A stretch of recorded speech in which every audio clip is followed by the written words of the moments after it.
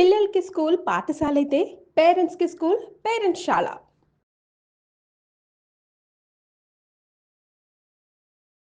నమస్తే రమగారు. నమస్తే జయ. రమగారు, మనకి ఈ శ్రావణ మాసంలో మంగళవారాలు కూడా విశిష్టంగా పూజలు చేసుకుంటూ ఉంటాం. అవును. ఒకసారి మంగళవారం యొక్క విశిష్టత, అనుసరించాల్సిన విధి విధానాలు. మామూలుగా మనకు మంగళవారం పనికిరాదు చాలా మందికి. మంగళవారం శుక్రవారం మేము ఇవ్వం, తీసుకోం, అది చెయ్యం, ఇది చెయ్యం, మంగళవారం తెచ్చుకోకూడదు, మంగళవారం ఇవ్వకూడదు, మంగళవారం వెళ్ళకూడదు, ఏ పని మొదలు పెట్టకూడదు, ఎంత లెక్కలుంటాయో మంగళవారానికి. ఏమిటో మా వాళ్ళు మంగళవారాన్ని జయవారం అనేది మా నాయనమ్మ. మాకు మొదలు పెట్టకూడదనే నియమం లేదు జయ. మా ఇంట్లో పనికిరాదు అన్న మాట అనుకోం మేము. మంగళవారం నాడు ఎందుకు బయలుదేరటం అలాంటివి లేవు. మంగళవారం అంటే జయవారం. మంగళము అంటే ఏమిటి? జయం, శుభం. అందుకని మేము ఆ సిద్ధాంతం మేమైతే పాటించాం. మా నాయనమ్మ అనేవారు, మా పెద్దక్కయ్య కూడా నాయనమ్మ ఇట్ట అనేది అని చెప్తుంది. ఏనాటి మా నాయనమ్మ? మా పెద్దక్కయ్యే చాలా పెద్దదైపోయింది, అయినా కూడా అలాగే అనుకుంటాం. అలా నమ్మకం లేదు, కానీ చాలా మందికి ఉంటుంది. మంగళవారం పసుపు ఉప్పు తీసుకోరు, ఎవరి దగ్గర పెరుగు తీసుకోకూడదు, పాలు తీసుకోకూడదు, ఇవ్వకూడదు, డబ్బులు ఇవ్వకూడదు. అవన్నీ మీ ప్రాంతాల వారీగా మీ ఇళ్లలో ఉన్న విధానం అంతే. ఈ మంగళవారాన్ని సంవత్సరం అంతా మనం పెద్దగా పాటించకపోయినా శ్రావణ మంగళవారాలు మాత్రం విశేషంగా చెప్తారు. ఈ మామూలుగా మనకి స్త్రీల వ్రత కథలు, నోముల్లో ప్రఖ్యాతమైన నోముల్లో శ్రావణ మంగళవారపు మంగళగౌరి నోములు విశేషమైనవి. అమ్మవారు మాంగళ్య గౌరికగా ఉంటుంది. ఈ మంగళగౌరి మనకు అష్టాదశ శక్తిపీఠాల్లో ఒకరుగా ఉన్నారు మాంగళ్య గౌరి అమ్మవారు.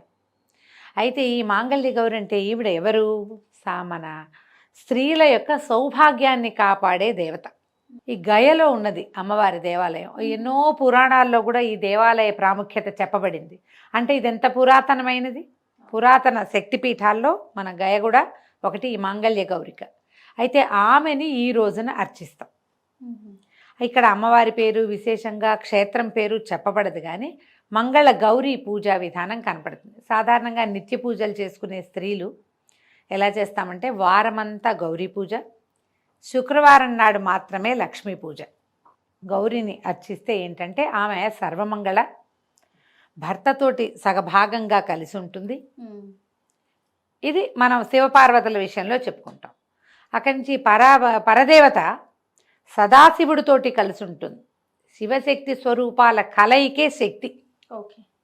ఆయన లేకుండా ఆవిడ లేదు, ఉండదు. మనం సృష్టిలో కూడా, సృష్టి క్రమంలో కూడా భర్తతో కలిసి ఉన్న స్వరూపంలోనే అమ్మవారు కనపడుతుంది. మనకి షట్చక్రాలు చెప్తారు. షట్చక్రాలు చెప్పి సహస్రారం 7వ చక్రంగా చెప్పబడుతుంది. 6 చక్రాలు ఉన్నాయి. ఈ 6 చక్రాలలోనూ కూడా అమ్మవారు భర్తతో కలిసి ఉంటుంది, ఒక్కొక్క చోట ఒక్కొక్క స్వరూపంలో. భూతనాథుడు భూతనాయకి, అట్లా శివుడు శివాని, శర్వుడు శర్వాణి, రుద్రుడు రుద్రాణి, ఇట్లా ఈశానుడు ఈశాని, ఇట్లా మొత్తం మీద ఆమె భర్తతోటి కలిసి ఉంటుంది. అంటే మనకి భర్తలతోటి విడదీయరాని సంబంధం కలిగి ఉండటానికి ఆశ్రయించవలసిన దైవం ఎవరంటే మంగళగౌరి.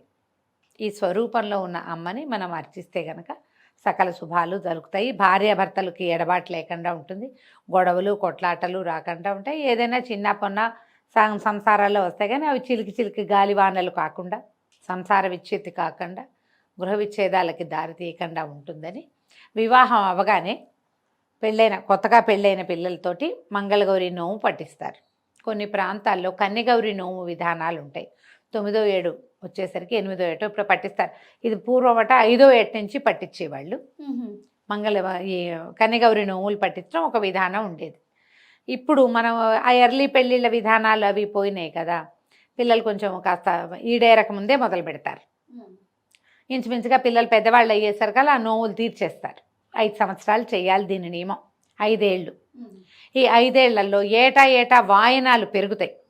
తొలి సంవత్సరం 5 ముత్తైదువులకి వాయనం ఇస్తాం, 2వ సంవత్సరం 10, 3 15, 4 20, 5వ సంవత్సరానికి 25 మంది ముత్తైదువులకి వాయనం ఇవ్వాలి.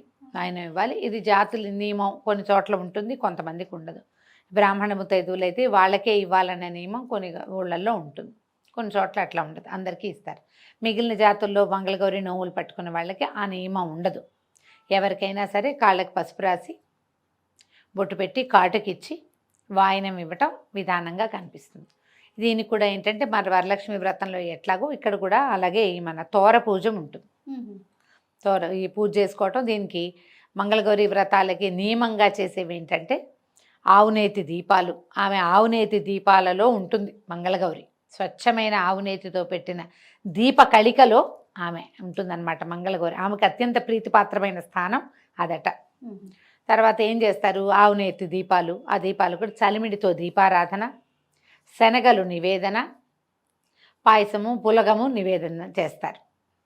చేసి ఈ పూజ మొత్తం పూజ పూర్తి చేసుకున్నాక పూజ అవసానంలోకి వచ్చాక తోర పూజ చేస్తారు. తోరం కట్టుకుని అప్పుడు అమ్మవారి కథ వింటారు. ఈ కథ వినేటప్పుడు ఏం చేస్తారంటే కత్తికి నెయ్యి రాసి ఈ ఆవునేతి దీపం మీద కత్తి పట్టుకుంటే ఈ ఆవునేతి పొగ ఈ కత్తికి పారుతుంది కాటికలాగా. అది కంటికి ధరించాలి. ఆ కంటికి ధరిస్తే మంచిది. ఎంత అద్భుతమైన విషయాలు కదా రమ్మగారు. మరి ఆవునేతి దీపారాధన మీద వచ్చిన కాటుక కంటికి మంచిది. మనం ఆముదం దీపం పెట్టుకుంటాం. అవును. ఇలా ప్రత్యేకంగా శ్రావణ మంగళవారం కాటుక విశేషమైంది. ఆ కాటుక పెట్టుకోవాలి. నోవు లేకపోయినా సరే మనకి వాళ్ళు ఎవరో తెచ్చారు ఆ కాటుక పెట్టుకుంటే బాగుంటుంది. చేయొచ్చు అట్లా. ఇనపదానికి ఈ కత్తి అంటే అదేదో వేరేది ఉండదు కదా, ఇనప కత్తులు ఉంటాయి. ఇనపదాని మీద పారిన కాటుక కూడా మంచిది. వెండి పళ్ళాలకి వాటికి పారిచ్చరు, ఇనపదే ఉండాలి. అందుకని కత్తి కాటుక పట్టించడం అంటారు దాన్ని. కత్తికి పట్టడం. అక్కడి నుంచి మొట్టమొదట పూజ అవగానే బుట్టవాయనం అని కొన్ని ప్రాంతాలు ఎత్తారు. మా వాళ్ళందరికీ కూడా బుట్టవాయనమే. ఇలా పూజ నుంచి లేవగానే ఎవరన్నా ముత్తైదుని ఇంటికి వచ్చేలాగా ఏర్పరచుకొని ఒక తోరం కట్టి ఆమెకు కాటుకిచ్చి పసుపు రాసి బొట్టు పెట్టి వాయనం ఇస్తారు. ఇస్తనమ్మ వాయనం, పుచ్చుకుంటున్నమ్మ వాయనం. 5 మాటలు మనం అంటాం, 3 మాటలు మనం అంటాం. వాళ్ళు కూడా పుచ్చుకుంటున్నమ్మ వాయనం అంటారు. ఎవరమ్మా నా చేతి వాయనం అందుకున్నది అంటే నేనమ్మా మంగళగౌరిని అని చెప్తారు ముత్తైదు. కోరితనమ్మా వరం అని వీళ్ళు అడిగితే ఇస్తేనమ్మా వరం అని అవతల వాళ్ళు అంటారు. ఇది మొత్తం అన్ని వాయనాలకి ఇవ్వాలన్న నియమం లేదు. బుట్ట వాయనానికి ఇస్తారు. మీ ప్రాంతాల పద్ధతులు ఉంటే ఇది వరలక్ష్మి వ్రతం వాటిలలో అది కనపడదు, మంగళగౌరికే అది కనిపిస్తుంది అనమాట. ఈ వాయనం ఇవ్వటం. తర్వాత 5గురికి ఇవ్వాలంటే 5గురికి సూర్యాస్తమయం లోపల మొత్తం వాయనాలు ఇచ్చేయాలి. పెరుగుతారా పెరగరా, ఏటా పెంచుకోవాలా, ఈ వారం చెప్తే వచ్చే వారం డబల్ ఇవ్వాలా, అవన్నీ కూడా మీ ఇళ్లల్లో ఉండే విధానము. 4 మంగళవారాలు ఉంటే ఆడపిల్లలకి గబుకుని ఏ ఇబ్బందో వస్తుంది. ఓ వారం కుదరలేదు అనుకో, మంచి రోజులు కాదు, అప్పుడు ఏం చేస్తారు, తర్వాత వారం ముందు వారం మానేసిన వాయినాలు కూడా ఇప్పిస్తారు. కొన్ని ప్రాంతాల్లో ఉంటుంది. మొన్న ఎవరో కలిశారు, అలా ఉండదండి మేము అలా చేయము అని చెప్పారు. అదేలేండి, కొంతమందికి ఇలా ఉంటుంది. ఓ వారం మానేస్తే ఇప్పుడు 25 మంది ముత్తైదువులకి ఇవ్వాలి 5వ సంవత్సరంలో. ఓ వారం మానేస్తే 50 మంది ముత్తైదువులని వెతుక్కోవద్దు, ఇళ్ళంబడి పడి తిరగాల్సి వస్తాం. అవన్నీ కొంచెం ఇబ్బంది అవుతాయి. అందుకని ఏ అత్తగారో ఆ అమెండ్మెంట్లు అవి మానేసినట్టున్నారు. వాళ్ళకు ధన్యజీవులు. అలాంటిది ఏదైనా కుదిరితే చేసుకోవచ్చు. మీ పద్ధతి ప్రకారం వెళ్ళండి. దీనికి శ్రావణ మంగళవారానికి ఒక ప్రత్యేకమైన కథ చెప్పబడుతుంది. ఈ కథా కాలక్షేపమే చాలా ముఖ్యమైనది. ఇందులో పూజ అంతా లైన్ మామూలే, లడ్డువారీలని చేస్తారు. ఏం చేస్తారంటే 5 ఉండలు చేసి పాములాగా చేస్తారు. దాన్ని ఈ ఉండల మీద ఇట్లా వేస్తారనమాట. తర్వాత ఈ పూజ కూడా అమ్మవారికి ఆ పీట మీద అష్టదళ పద్మం వేయాలి. పద్మాలు పెట్టి అమ్మవారిని కూర్చోబెట్టుకోవాలి. పద్మాలు వేయటం, చిన్న చిన్న పువ్వులు వేస్తారు, వేసి అమ్మవారిని కూర్చోబెడతారు. ఈ కూర్చోబెట్టడానికి మంగళగౌరిని ఎట్లా చేయాలి, మనకి ప్రతిమ ఉండదు కదంటే పసుపు గౌరి. కొన్ని చోట్ల గుండ్రంగా చేస్తే గౌరి అంటారు, కొన్ని చోట్ల పొడుగ్గా చేస్తే గౌరి అంటారు. మా ఇళ్లలో పసుపుని ఇట్లా పొడుగ్గా చేసుకుంటాం, త్రికోణంగా అంతే పైకి చేస్తారు. నిలబెట్టిన గౌరీ స్వరూపాన్ని వినాయకుడిని కూడా చేసుకుంటాం. వినాయకుడిని మొదట పూజ చేసి పక్కకు పెట్టి గౌరీ పూజా విధానంలోకి వెళ్తాం. ఈ శ్రావణ మంగళవారపు కాటుకని చక్కగా భద్రంగా దాచిపెట్టుకుంటే సంవత్సరం అంతా పెట్టుకోవచ్చు. నేనేం చేసేదాన్ని అంటే కత్తి కాటుకు పట్టించి ఎవరికైనా కత్తి ఇట్లా చూపించడం నాకు ఇష్టం ఉండేది కాదు. అసలు కొందరిళ్లలో ఆ కత్తులు కడగరు కూడా. మొత్తం 5 వారాలు 4 వారాలు అదే కత్తి ఏమిటో దుమ్ముగా అయిపోతుంది, కళ్ళకి మంచిది కాదని ఒక భయంగా ఉండేది. మొట్టమొదటి వాయనం ఇచ్చేశాక జాగ్రత్తగా ఒక వెండి భరిణిలోకి ఆ కాటుక తీసేసుకునేదాన్ని. నేను తీసేసి కొంచెం ఆవు నెయ్యి వేసి రంగరించి పెట్టుకునేదాన్ని. నేను అదే పట్టుకెళ్ళి ఇచ్చేదాన్ని. నేను ఇలాగే చేశాను. పిఎస్ నారాయణ గారిని రైటర్ మన ఇంటి దగ్గరే ఉండేవారు. ఆవిడ డాక్టర్ గారి భార్య చక్కగా తెస్తారు కాటుకనేవారు, పెట్టుకునేవారు ఆవిడ చాలా ఇష్టంగా. ఆ తర్వాత ఆ కాటుకని మా పిన్నత్త గారు కూడా ఒక ఆవిడకి వారికి ఇస్తుండేదాన్ని, ఏడాదంతా పెట్టుకునేవారు. కాటుక ఉండిపోతుంది, అవునండి. ఎవరో ఒకళ్ళు పెట్టుకుంటారు, ఆసక్తి ఉన్న వాళ్ళకి ఇచ్చేసేదాన్ని. క్లీన్గా ఉంటుంది, నేను జాగ్రత్తగా పెట్టుకునేదాన్ని. మేము ఈ పద్ధతులు మీ పెద్దవాళ్ళు ఎలా చెప్తే అలా చేయడమా, కానీ ఇలాంటి పద్ధతిని పాటించవచ్చు. నాకు పైన అదుపు లేకపోవడంతో నేను ఇలా చేశాను. ఆ కత్తి చూపించటము ఇష్టం లేకపోయింది, దాని నిండా దుమ్ము పడుతుంది. అందరు ఏం చేస్తారంటే దాన్ని ప్లాస్టిక్ కవర్లో పెట్టి ఉంచుకుంటారు దుమ్ము పడకుండా. మేము ఈ విధానాలు పూర్వం ఒక రాజుగారికి ఒక కుమారుడు కలిగాడు. ఈ రాజుగారికి కుమారులు కలగనప్పుడు నేను బ్రీఫ్గా చెప్తున్నాను కథని, మీ పుస్తకంలో పెద్ద కథ ఉంటే హాయిగా చదువుకోండి. సంతానం కలగక చాలా బాధపడ్డారు.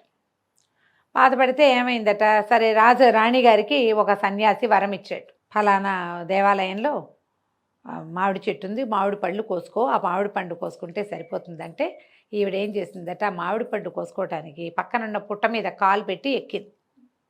పళ్ళు ఎక్కువ కోసుకోవద్దన్నారు, ఎక్కువ కోసేసుకునేసరికల్లా సర్పశాపం లభించింది ఆవిడికి. సర్పశాపం అయింది.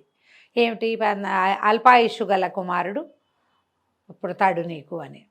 ఈ అల్పాయుషు కలిగిన కుమారుడు అనేసరికి పిల్లాడికి 14-15 ఏళ్ళు వచ్చేసరికి పోతే పాపం చాలా దుఃఖపడ్డారు, ఏం చేయాలని. పిల్లవాడు అల్పాయుష్కుడని 14 ఏటో 15 ఏటో ఇతనికి సర్పం వల్ల మారకం ఉందని వాళ్ళు తెలుసుకున్నారు. కుమారుడికి కూడా తెలిసిపోయింది. ఇతను ఏమన్నాడు, నేను ఇక్కడ ఉండను, నేను ఏమీ లేకుండా ఎప్పుడు ఈ అంతఃపురాల్లో వీటిలలో నేను ఎందుకు ఉండాలి, నేను తీర్థయాత్రలకు వెళ్తానని మేనమావతో కలిసి, శివుడు అతని పేరు, రాజకుమారుడు, తీర్థయాత్రలకు వెళ్ళిపోయేసరికల్లా తీర్థయాత్రల్లో ఒక ప్రాంతంలో ఆగారు వాళ్ళు. ఆగేసరికల్లా అక్కడ ఒక సత్రం భార్యాభర్త ఓ పిల్లలు ఉన్నారు, సత్రం యజమాని. ఆయన కుమార్తె సుశీలని పిల్ల చక్కగా ఎదురు పిల్లలతో ఆడుకుంటుంది. ఆడుకునేసరికల్లా ఆ పిల్ల ఏదో రకార మకార ప్రయోగాలు చేసింది అవతల పిల్ల. అనేసరికల్లా ఈ సుశీలంది, మాకు అట్లాంటివి ఏమి ఉండవు, మా అమ్మగారు మంగళగౌరి వ్రతం చేస్తుంది, వ్రతం చేసిన వాళ్ళకి వైధవ్యం రాదు, ఎప్పుడు ఆ వాయన నేనే అందుకుంటా మొదట, రేపొద్దున నాకు వివాహం అయ్యాక తప్పకుండా నేను ఆ నోవు నోస్తాను, మాకు అలాంటివి రావు, మా ఇంట్లో మంగళగౌరి వ్రతం ఉందండి. ఈ శివుడు ఈ మేనమావ కనిపించింది, ఈ పిల్లకి వైధవ్యం రాదని చెప్తోంది, ఈ పిల్లని కనుక మన వాడికి పెళ్లి చేసుకుంటే ఈ వీడికి ఉన్నటువంటి అకాల మృత్యు దోషం తప్పుతుందేమోనని మా అబ్బాయికి ఇచ్చి పెళ్లి చేయండి అని అడిగాడు. పిల్లాడికి పెళ్లి చేశారు. పెళ్లి చేసిన తర్వాత ఏమైంది, సాయంకాలం పిల్లాడిని గదిలోకి పంపించారు. ఈ అమ్మాయి ఇట్లా మాగన్నుగా నిద్రపట్టేసరికి రాత్రికి ఒక సర్పం వచ్చి నీ భర్తని కాటేస్తుంది, మీ తల్లికి వాయనం ఇచ్చిన కుండలో ఆ సర్పాన్ని బంధించు అని మంగళగౌరీదేవి చెప్పిందట. మామూలుగా పిల్లకి పెళ్ళిళ్ళు చేసినప్పుడు శ్రావణ మంగళవారపు నోవులు ఉన్నాయనుకో తల్లికి, పెళ్లిలో తీర్చుకుంటారు. ఈ అమ్మాయికి పొద్దునే ఏం చేసింది, వాళ్ళ అమ్మ యజ్ఞం అది అయిపోయాక వివాహం క్రతువు అయిన తర్వాత యజ్ఞం చేస్తారు, చిన్న హోమం జరుగుతుంది, నాగవల్లి సదస్యము అవి జరుగుతాయి. ఆ జరిగినప్పుడు ఏం చేసింది ఆవిడ, పిల్లకి వాయనం ఇచ్చింది, శ్రావణ మంగళవారం నోవుని పిల్లకి అప్పచెప్పింది. ఒక కుండలో అవి ఇవి అన్నీ పెట్టి ఇచ్చారు. ఆ కుండ ఈ అమ్మాయి వీళ్ళు ఎక్కడ పెట్టారు, ఈ పిల్లల్ని పంపించిన గదిలో అటక మీద ఉంది. ఈ అమ్మాయికి ఇట్లా మాగన్నుగా నిద్ర పట్టింది, మీ నిద్రలో ఆ కల వచ్చింది. పొద్దునే తను వాయనం పుచ్చుకుంది కదా, ఆ పుచ్చుకున్న కుండ పైన ఉంది. ఆ సర్పం వస్తుంది, సర్పాన్ని బంధించి మీ అమ్మకి వాయనంగా ఇవ్వు అని చెప్పి. ఈ అమ్మాయి ఏం చేసింది, మెలకు వచ్చి చూసేసరికి వాళ్ళ భర్త ఏమో నిద్రపోతున్నాడు, ఒక సర్పం చరచరలాడుతూ వస్తాం. పిల్ల ఏం చేసింది, గబుక్కున ఈ భర్త మీద పడుకుని ఉన్నాడుగా, ఆ పైన అది అందదు అటక, అతని తొడ మీద కాలేసి పైకెక్కి ఆ కుండ దించి పాము దగ్గర కాసిన పాల గ్లాసులు పెట్టారు గదిలో. పాలు పెట్టేసరికి అలా సర్పం పాలు తాగుతుంటే అదాట్న దాన్ని కుండలోకి లాగేసి ఒక గుడ్డ మూట కట్టి పక్కన పెట్టుకుంది. భర్తను చూస్తే నిద్రపోతున్నాడు. తల్లి ఈ పిల్ల ఏం చేసింది, బయటికి వెళ్ళి అమ్మ మంగళగౌరి దేవి నీకు ఇది వాయనం ఇవ్వమందమ్మా అని చెప్పి ఆ కుండను ఎత్తి తల్లి చేతిలో పెట్టింది. ఆవిడ ఏం చేసింది, ఆ కుండను ఊడదీస్తే అందులో సర్పం లేదు, ముత్యాల హారం ఉంది. ఆ ముత్యాల హారాన్ని తీసి పిల్ల మెళ్ళో వేసింది. ఆవిడ మెళ్ళో పోయి నీ భర్తతోటి నిద్ర చేయమంటే అమ్మాయి వెళ్ళిపోయింది లోపలికి. ఆ అబ్బాయి ఏదో మాట్లాడాడు, ఒక ఉంగరం తీసి ఆ పిల్ల చేతికి పెట్టాడు. రాత్రి నిద్రపోయారు. తెల్లవారిన తర్వాత ఈ పిల్లవాడేమో మేనమావతో కలిసి మళ్ళీ తీర్థయాత్రలకు వెళ్ళిపోయాడు. ఇక వెళ్ళిపోయాడు. భర్త ఇంట్లో లేడని చెప్పింది, అతను లేడు, తెల్లవారుజామున మేము కలిసి నిద్రించాం, పొద్దున్నే వెళ్ళిపోయాడు అని. సరే తండ్రి వెతికిస్తానన్నాడు, కానీ ఏం వద్దు, నేను ఇక్కడే ఉంటాను, వస్తాడు మళ్ళీ తిరిగి, తీర్థయాత్రలకు వెళ్తున్నామని చెప్పారు కదా, వాళ్ళ ఊరు వెళ్ళాలంటే ఈ ఊరి మీదగానే వెళ్ళాలి కదా. ఆ పిల్ల అక్కడే ఉండిపోయింది. ఉండి వచ్చిన వాళ్ళందరినీ సేవించి చాలా రోజుల తర్వాత ఈ వెళ్ళిన శివుడు అనే యువకుడు ఈ మేనమావతో తీర్థయాత్రలన్నీ పూర్తి చేసుకుని మళ్ళీ ఈ ఊరు వచ్చాడు. ఊరొచ్చి ఈ ఊళ్ళో నిద్ర చేశాడు. నిద్ర చేస్తే అతనికి ఎట్లా కాలొచ్చింది, తన కోసం యమభట్టులు వచ్చినట్టు, మంగళగౌరీదేవి ఇట్లా కత్తి కటారు పట్టుకుని నిలబడి ఉన్నట్టు, ఆమె సైన్యము ఈ యమభటులతో యుద్ధం చేస్తున్నట్టు కలొచ్చింది. యమభట్లు అందరూ వెళ్ళిపోయినట్టు, తను అక్కడే నిలబడి ఉన్నట్టు, ఆమె ఇట్లా కత్తి ఖడ్గాలు అవి పట్టుకుని తనకి రక్షణగా ఉన్నట్టుగా కలొచ్చింది. నాకు ఇట్లా కలొచ్చింది అని మేనమావకు చెప్పాడు. ఆయన ఏమన్నాడు, నాయనా నీకు ఈ ఊర్లో వివాహం చేశాం, ఆ అమ్మాయి వల్లనే నీకు ఈ అపమృత్యువు తొలగిపోయింది, లేకపోతే నీవు తీర్థయాత్రల్లోనే మరణించవలసిన వాడవు. ఎందుకు నీకు ఈ మరణం సంభవించలేదో, మళ్ళీ ఈ ఊరు నీ భార్య ఉన్న ఊరు వచ్చేసరికి ఇట్లా ఎందుకు జరిగిందో పద మనం వెళ్దామని ఆ సత్రానికి తీసుకుపోయాడు. తీసుకెళ్లేసరికి ఆ అమ్మాయి భర్తను గుర్తుపట్టింది. గుర్తుగా అప్పటికి ఎన్నేళ్ళు అయింది, 3-4 సంవత్సరాలు అయిపోయింది. తీర్థయాత్రలు అంటే ఆ కాలంలో టైం పట్టేది కదా, పిల్ల పెద్దది కూడా అయింది. ఉంగరం చూపించారు. చూపించేసరికి అతను నాదే ఈ ఉంగరం అని గుర్తుపట్టాడు. అప్పుడు అతను తనకు వచ్చిన కళ ఇవి చెప్తే, ఆనాటి రాత్రి తనకేం కళ వచ్చిందో, తనేం చేసిందో, ఈ మెడలో ఉన్న ముత్యాల హారం ఆనాడు వచ్చిన సర్పం అని చెప్పింది అమ్మడు. చాలా సంతోషించాడు మేనమామ. నేను ఒక విశేషమైన పని చేశాను, మా అక్కయ్య శాపగ్రస్తురాలైన అయ్యి కుమారుణ్ణి ఇట్లా అల్పాయుష్వాణ్ణి కన్నప్పటికీ ఈ మంగళగౌరి ఆరాధనతో పిల్లవాడు బతికాడని వాళ్ళకి మంచి మాటలు చెప్పి ఈ పిల్లను కూడా తీసుకుపోయాడు. అయితే ఈ అమ్మాయి శ్రావణ మంగళవారం నోవులు నోచుకోవటం మొదలుపెట్టింది. అప్పటికి అదే 4వ సంవత్సరమో 5వ సంవత్సరం వచ్చేసింది. పెళ్ళవగానే ఇక భర్తలు ఉన్నారా లేదా, తమతో ఉన్నారా, కాపురాన్ని పంపారా లేదు, నోవులు మాత్రం మొదలుపెట్టిచ్చేస్తారు. ఆ అమ్మాయి ఏం చేసింది, శ్రావణ మంగళవారపు కాటుకని ఒక భరిణెలో పెట్టుకునేది, పట్టుకెళ్ళింది. తీరా ఈ కొడుకు కోసం ఏడ్చి ఏడ్చి ఆ శివుడు యొక్క అమ్మా నాన్నకి కళ్ళు పోయినాయట. అందులో అయిపోయారు వాళ్ళు. కుమారుడు చనిపోతాడని, ఈ ప్రయాణాల్లో ఎక్కడైనా అయిపోయాడేమో అని దుఃఖంతో కళ్ళు పోయినాయి ఇద్దరికి. ఈ మంగళవారపు కాటుకు పెట్టిందిట వాళ్ళకి ఆ కోడలు. దాంతో వాళ్ళకి కళ్ళు కూడా వచ్చేసినాయట. ఆ తర్వాత ఇట్లా ప్రతి వాళ్ళు కన్యలే గౌరీ నోములు పట్టచ్చు. తర్వాత వివాహితలైన వాళ్ళు ప్రతి వాళ్ళు శ్రావణ మంగళవారం నోము కనుక చేస్తే భర్తలకి అపమృత్యు దోషం పోతుందని ఈ కథ చెప్పబడింది. పూర్వకాలపు గాథ కాబట్టి ఇట్లా దారైపోతూ వివాహం ఏంటంటే ఏదో సాంగంగా కనుక్కునే వాళ్ళు, జాతిపాతి అన్నీ కనుక్కుని పెళ్ళిళ్ళు జరిగేవి. మనం ఎన్ని కథల్లో చూస్తాం, ఈ కథ కూడా అలాంటి కథ కానీ చెప్తారనమాట. ఈ కథ విన్నాక అక్షతలు అమ్మవారి మీద కొన్ని వేసి మన శిరస్సు మీద ఆడపిల్లలు వేసుకోవాలి. తర్వాత భర్తలకి పెద్దవాళ్ళకి నమస్కారం చేసి అక్షింతలు వేయించుకుని ఈ బుట్ట వాయనం ఇచ్చి సాయంకాలం లోపల సూర్యాస్తమయం లోపల మీకు ఎన్ని వాయనాల లెక్క ఉంటే ఆ వాయనాలు లెక్క ప్రకారం అప్పచెప్పాలి. శనగలు, రవికల బట్ట, తర్వాత పళ్ళు, పువ్వులు, పసుపు రాసి తాంబూలం ఇచ్చి కాటుక ఇచ్చి వారికి అక్షింతలు ఇచ్చి దండం పెట్టుకుని అక్షింతలు వేయించుకోవాలి. కుదిరితే 5 ఏళ్ళు చేసుకోవచ్చు. ఒకవేళ మనకు 5 ఏళ్ళు అయిపోయినాయి కానీ మీరు గౌరీ పూజ లక్షణంగా చేసుకోవచ్చు. ఈ 4 వారాలు మంగళవారాలు విశేషమైనవి. ఎవరైనా వాయనం ఇస్తాం, తాంబూలం ఇస్తాం, మా ఇంటికి రండి అంటే వెళ్ళండి, మీ ఇంటికి వచ్చి ఇస్తామంటే చక్కగా తీసుకోండి, అన్నీ మంచివే. శ్రావణ మంగళవారపు కాటుక ధరిస్తే కనుక 5వ తనానికి మంచిది అని చెప్తారు. మీ అవకాశాన్ని బట్టి చేసుకోండి. నమస్తే. నమస్తే.